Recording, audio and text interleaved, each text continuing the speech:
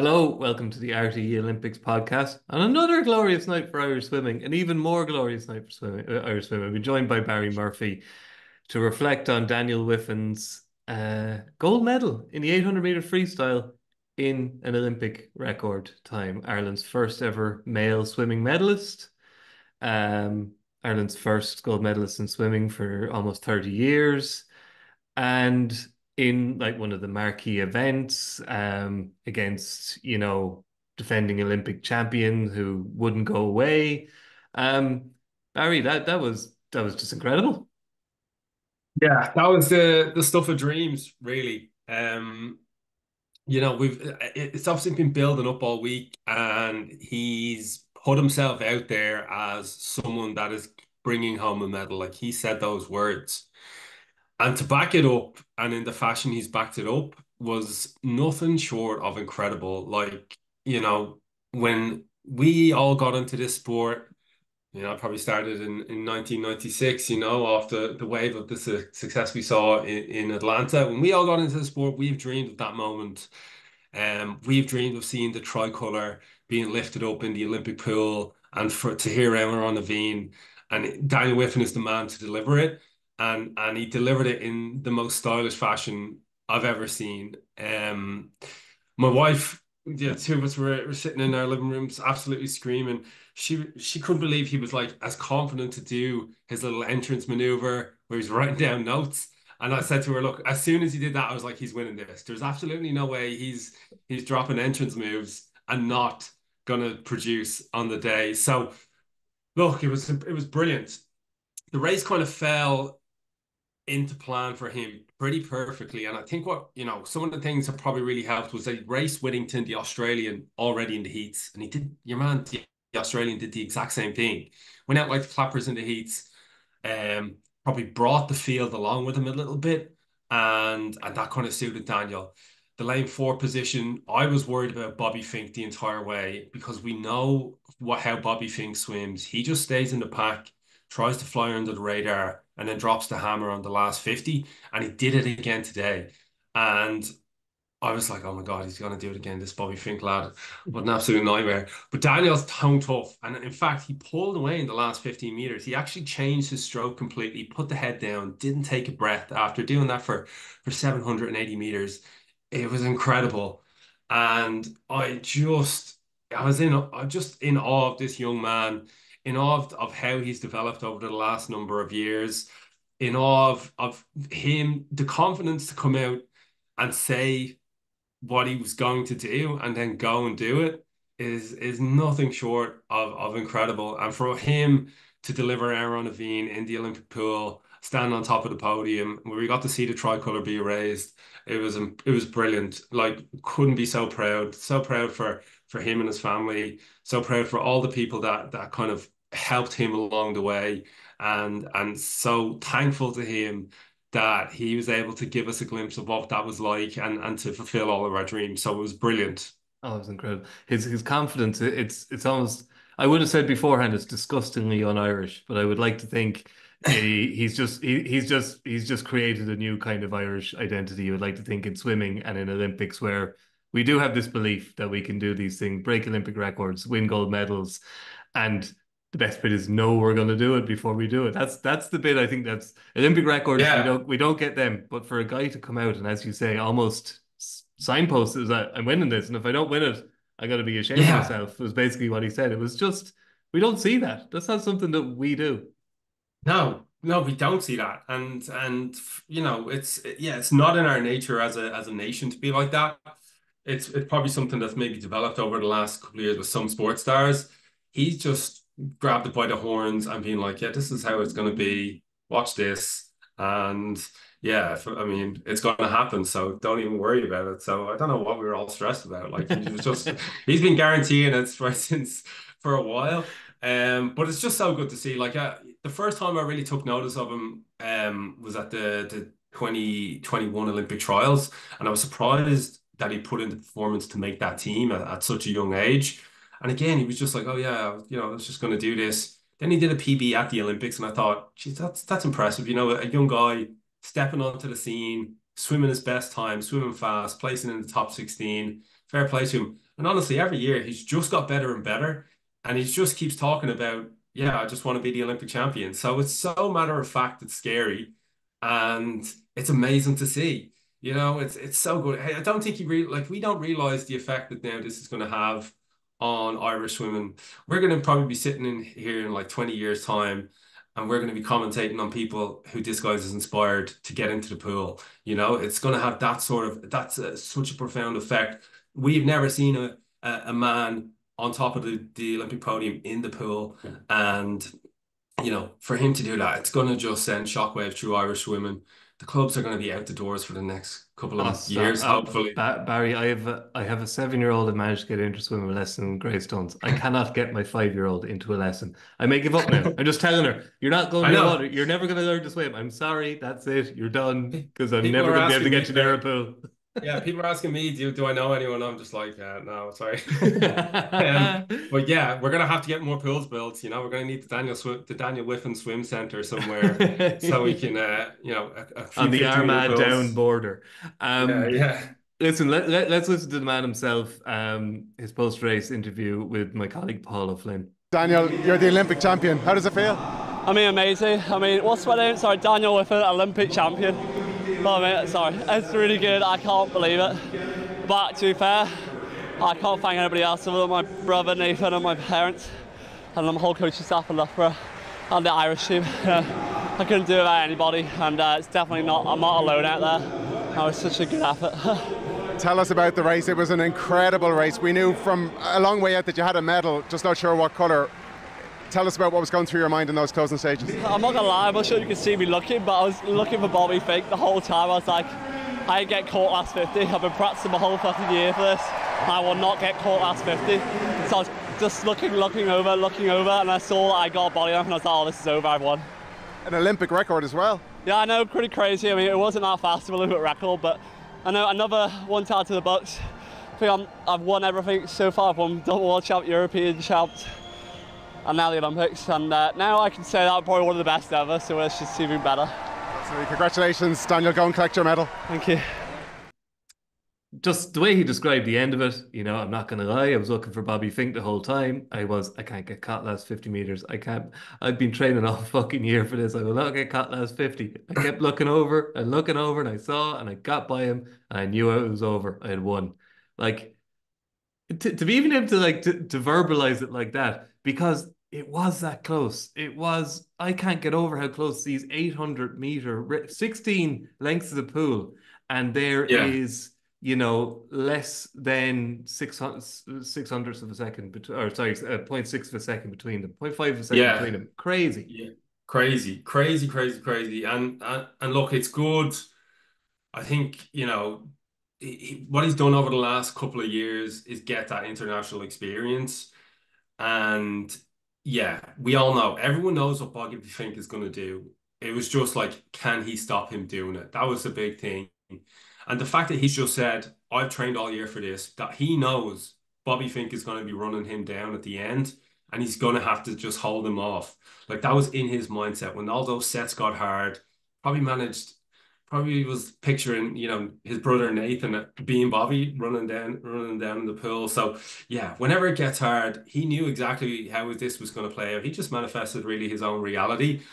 And all that work he put in was picturing Bobby Fink running him down. And he knew, based off the work, this is what we've done. This is the repetitions we've hit. All those countless early mornings and kilometers was for this moment. And it all paid off. It was unbelievable. And honestly, I had to sit down after the race. Like, I was so shook.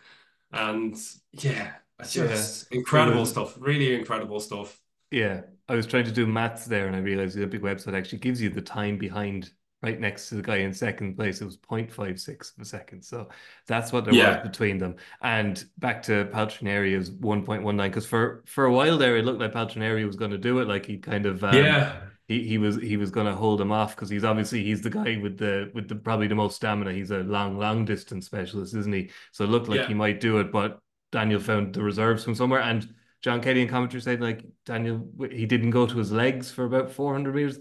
Like, that's insane. He was pulling himself up the pool by his arms. He wasn't using his legs, so he was saving them, basically. Is that it?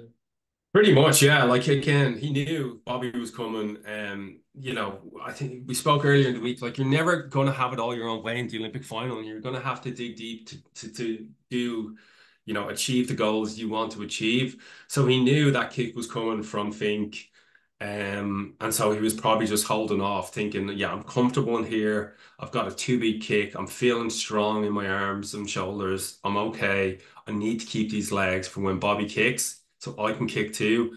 And then the race will really start then at sort of 780 meters into it. So it's absolutely wild. But it's brilliant. Oh my God, it's brilliant. It's brilliant. We've had such an incredible week with Mona yesterday, Daniel today. There's more to come from these two as well. Like, we've got Mona in 200. He's got the 1500 and the 10. Like, honestly, I think we're just getting started. And I just am so in awe of what this young man has done and what he's achieved. And yeah, I'm so excited to see like how all this is going to unfold and the path he's actually opening up for himself because he's written himself into the history books. He's helped us to realize our dreams of seeing that tricolour be raised and here now on the beam.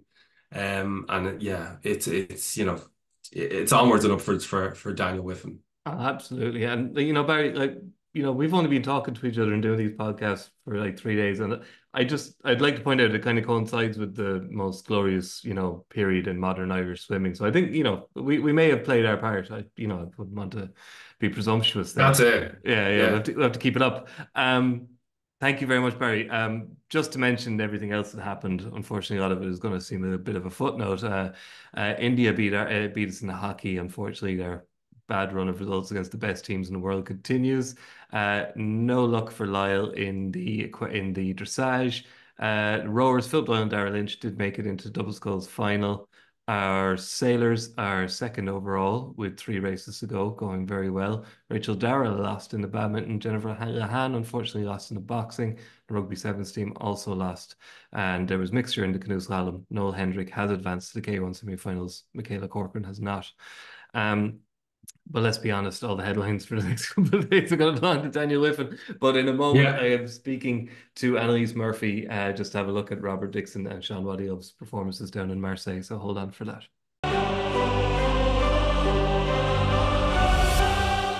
Welcome back. I've been joined by Annalise Murphy to discuss Sean Waddilove and Robert Dickson's skiff/49er campaign thus far. They're 3/4 of the way through the qualification races, or 12 qualification races, and they are currently in 3rd place overall.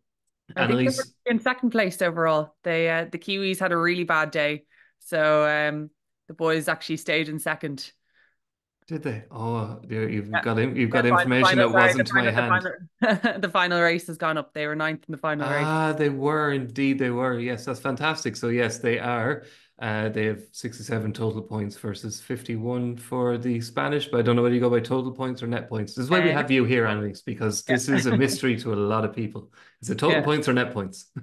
It's net points. Total points is good to see if you have another really bad race or disqualification, what your total points are, but it's net points. So sailing, you get to discard your worst result from the series, which is put in because there's so many variables in sailing, from disqualifications for being over the start line or crazy wind or equipment failure. They give everyone gets 1 drop, which is but so that you can have that one bad race and still be okay. So the boys, they have a disqualification which they've used their discard for. So any more bad races, they have to count them. But it's that was in the final race yesterday, the 6th race overall, when the Spanish crew, who coincidentally are now winning, objected to something that the Irish lads did in that race, even though the Spanish ended up finishing 2nd and the Irish finished 21st. So clearly, whatever the Irish did didn't hamper the Spanish too much, and it wasn't advantageous to Dickson and Waddilove. So what happened there, Annalise? So Rob and Sean, they infringed the Spanish at the windward mark, which is the first one as you're going around after going upwind. They tacked inside the zone, and the Spanish protested them over it. And probably normally in a normal competition, when someone beats someone else in a race, they normally won't be bothered to protest them because it's a bit of effort. You have to come in off the water, you have to fill in all these forms, you have to go into a jury room. And once you go into jury room, there is actually a possibility you could end up losing yourself because you thought you were in the right, but you're actually in the wrong. But then when it just comes down to Olympic Games, like those Spanish crew, they're really experienced. And like they're thinking about big picture here. They're thinking about what happens if we don't protest Rob and Sean and they beat us to an Olympic medal on the final day. So it's very ruthless and cutthroat. So, but they protested the guys, and it meant Rob and Sean, I think they had an 8th in that race, and it meant they got disqualified from it. So it became a 21st, which is right. So I get you. It knocks you down to 21st when you're because disqualified. they'd had such a good first 6 races, like no bad races at all. And sailing, it's a real game of consistency. It's not about winning all the races. It's about plugging away just good scores every day. Some ways that I describe sailing, it's kind of similar to golf in terms of it's a low point scoring system. And it's not about getting loads of eagles. It's about getting lots of pars and then the occasional birdie. And that's how you do really well. And in sailing, it's the same. It's getting lots of, 5th to 10ths and then the odd first or second or third. And that's how you actually end up winning at the end of the regatta. Yeah, I'm looking at the scores here now. On the Olympics website. And as I've displayed a couple of times already, sailing ain't my sport, and that's why you're here. But I'm seeing the Spanish, they were doing okay. A 16th in the first race, 6th, 4th, 5th, 11th to the 5th race. And then from the 6th to the 9th race, second, third, second. Whereas the Irish and the New Zealanders, really good results in those first 5 races. And then maybe they've dropped off today. Is it something to do with the conditions? Is it less windy? Do the Irish and the Kiwi lads like it windier than the Spanish, or is that very simplistic? Actually, the other way around. So the first yet again, damn it. The first 2 days have been really light winds. And I've heard from a Kiwi friend that those Kiwi sailors, Isaac and William, that their speciality is that really light drifting wind. So I was expecting today there was going to be a little bit more wind. So I thought they would have a harder day today. Well, Rob and Sean, even though they're very good in light winds, I'd actually consider probably one of their strengths to be in the medium to strong winds. So I thought today was going to be a good day for them. And they did have a good day. It was, I think it was quite difficult out there. And I think the wind was dying off and getting a bit tricky as they were sort of finishing their last race, particularly. But the Spanish guys, super experienced. They're here. They haven't won a medal yet, and they're here to try and win a medal. And once the breeze probably picked up a bit, they were just kind of on fire then with that. So they're a very good team. But again, still 3 more races tomorrow. They have to, in the 49er, it can very easily go. If you have 2 bad races in a row, suddenly you're way back down the fleet. Yeah. So they've got 3 races left. For 12 in total, top 10 make it into the medal race. And as you said, everyone gets to discard that 1 race, which for Robert and Sean is that the 21st place for the disqualification. So at the moment, they're still second. There's 3 races left. Would you be relatively confident they're going to make it into the medal race here, barring catastrophe? I think so. They've just proved they've sailed so well over the mix of conditions that they've been given so far that going into the medal race tomorrow, or going into hopefully Thursday's medal race, like they should be there and in with the fight of the medals, which is really exciting. And I think something as well that's confusing for people. So they call it the medal race, but you still count all of your races up to that point. So like Rob and Sean, if they have a really good day tomorrow, they could go into the medal race with the medal already guaranteed. Like they could be doing a victory lap, like if they have really good. So that's so they'll be going out tomorrow trying to get like 3 really good races in to give themselves a really good fighting chance of either having that, fighting for a medal, maybe even having a medal secured. And I think that's something sometimes that people will be like, oh, well, if they get into the medal race, I'm like, well, you still count all your points from your previous 12 races, and the medal race, just the top 10 race it, and it's much shorter and it's televised. It's very close to land. So actually normally it's a bit of a stressful race because the wind will be quite fluky because they'll be trying to race you on the beach so as many spectators can see it as possible, but not the perfect place to race a sailing boat race. Yeah, I think a lot of people will be very familiar, obviously, with your own Olympic career, silver in Rio. But of course, you tasted kind of the sharp side of a medal race in London in 2012 when you were seriously contending for gold and the medal race didn't go your way. So like, as you say, it's all your previous races are taken into account, but the medal race it's still, it scores very highly, I suppose, is the way of putting it. Scores highly, and it's very, high pressure. And then also because they like to put them in these spectator friendly areas, it's actually normally a bit of a fluky place to sail. So it's suddenly quite stressful. You might have been sailing in quite sort of steady winds all week, and suddenly they're like, we're putting you in the harbour underneath a mountain with a stadium on the side. So weird winds, weird currents, waves, everything you don't want, I guess. Yeah, but they're also, everyone knows it's coming. It's not, it's not a surprise. And Rob and Sean, they've been out training in Marseille so much over the last 2 years, and they'll have done loads of time on the medal race course in Marseille to get used to that medal race course. And they actually are under 23 or under 21, under 23 world champions. Marseille a few years ago as well. So like Marseille is a place where they perform at their best, which is, it's kind of great to see them like full circle from winning a underage world championship to being, fighting for medal in the Olympic Games. Yeah, so they obviously came 13th in Tokyo. They've built on that since, and as you say, this is a course they're familiar with, and you like the way they sail in a variety of conditions. So allowing for the fact that pretty much anything can happen in sailing, like, would you consider them, medal contenders? I think so. Like how they've performed so far this week, you can definitely consider them as medal contenders. Like they're proving that they're up there with the best, if not the best in the world. And they're a team, they've been sailing together since they were teenagers. Like it's a long time coming, they've worked really hard. In Tokyo, they had a really hard time. They were sailing really well through the Olympics, and they got disqualified from 2 races for their harness being, I don't know, like 30 grams overweight. And it is their fault for, they had weighed the harness before and it had been the right weight, but they hadn't weighed it in humid conditions where it was retaining a bit more water and ended up being heavier. I remember that now. Yeah. It's a very hard pill to swallow. And when I sailed a 49er for a year, I used that harness because it's such a good harness, really comfortable, has really good back support. And they got done because they'd kept the back supports in their harnesses. And if they'd not had their back supports in the harnesses, they would have been way underweight. So it's, they should have been in the medal race in Tokyo, maybe finish, 6th or 7th in their first Olympics. So I think they have that confidence. And they won 2 races in Tokyo. Another thing, the Tokyo Olympics, sort of the 2 big stars of the sport in 49er sailing, Pete Burling and Blair Tuke, they were a Kiwi pair. And then Dylan Fletcher in the GB boat, they both left the class. So it actually has given this younger generation a chance to now come through, having I guess a couple of teams just dominating for sort of nearly 8-12 years.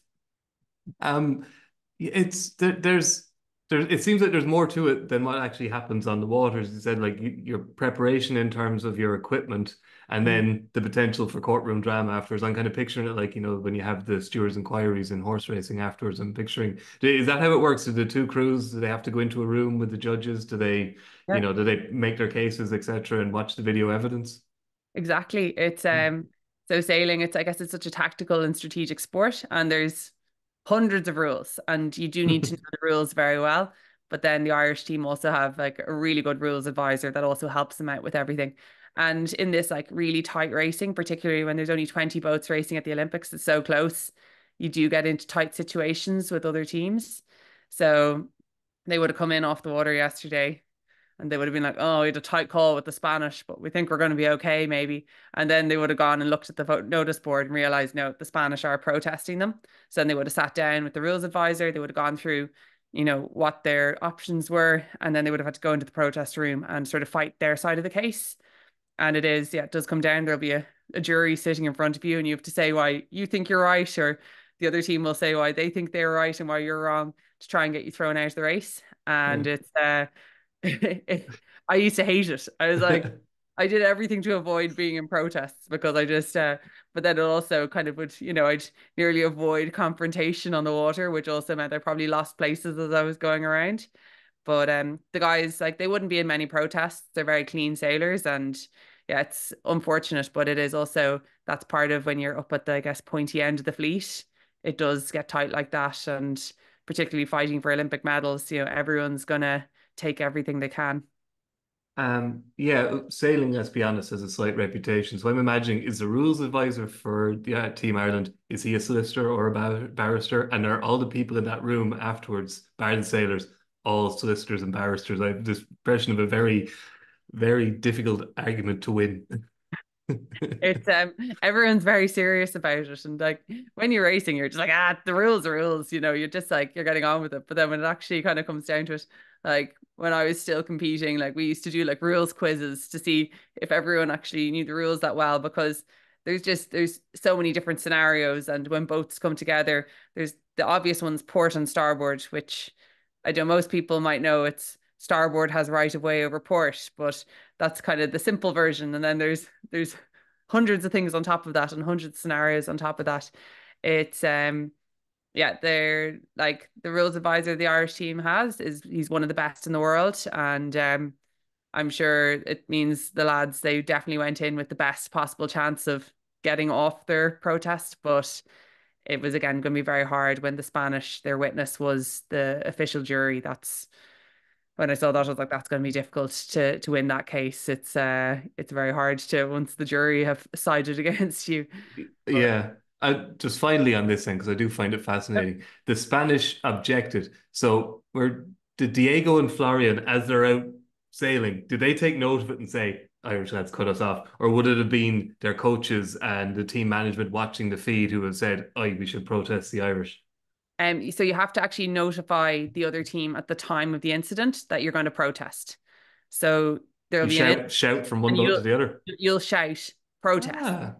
And then, but the thing is, so you have to do this, or because you can't protest someone if you haven't told them at the time of the incident that you're going to protest them. But it means in every small incident, people shout protest, so they can just cover themselves. They might have no intention of ever protesting you, but they'll shout protest, because it means then in hindsight, when they decide, actually, I do want to protest, you give yourself the option. You can. So so that's why, like Rob and Sean, I'm sure they would have, I'm sure the Spanish, I'm sure they let them know that, gave them a good shout. And fantastic. It's but it is like, you'll have close calls all the time, and sometimes people will shout protest at you when like they're like, there's no incident at all, and they're just chancing their arm, trying to like distract you or something like that as well. So it's yeah, there's like sailing, it's a lot of like mind games as well, and you're always trying to figure out, sometimes people, like, they don't want to mess you over on the course and they'll let you go, or sometimes they just want to make your day as hard as possible, even if it actually isn't making sense for them. So, and when it gets to the Olympics, I think everyone is under so much pressure that, people make mistakes that they normally wouldn't make, just because it's this, like, particularly sailing, the Olympics is the one competition that it's the only reason everyone sails at Olympic level or in Olympic classes is for this games that's on every 4 years. So it's a huge deal, and yeah, everyone's under high stress. I'm loving this now. I'm getting a lot more into it now. Tell me then, just briefly then, for the rest of the Olympics, we have Finn Lynch and Eve McMahon both going in the dinghy class. Eve is only 20, I think. It's her first Olympics. Finn would have sailed in Tokyo. How would you rate their chances? Yeah. So yeah, Eve's 20, so her first Olympics. She's like a superstar coming through the youth system. She won everything. She seems very confident. I like the sound under of 18 level, she just crushed all her her competitors, and then again at under 21 level, she's double world champion already, and I think she still has another year to go at under 21 level if she wants. And she's going here though for her first Olympics. She's got a very like sort of switched on head. She knows that this is to gain experience. She wants to do really well. She's just such a competitor, but she's also very realistic. She knows where she is at the moment, and she's going here to get really good races, get a really good experience. And if she makes the medal race, I think it'll be a huge success for her this Olympics. And she definitely has the potential to do that. And, the Olympics, some people might sail badly, and, Eve could, if she can sail at her best, she has a chance of doing really well.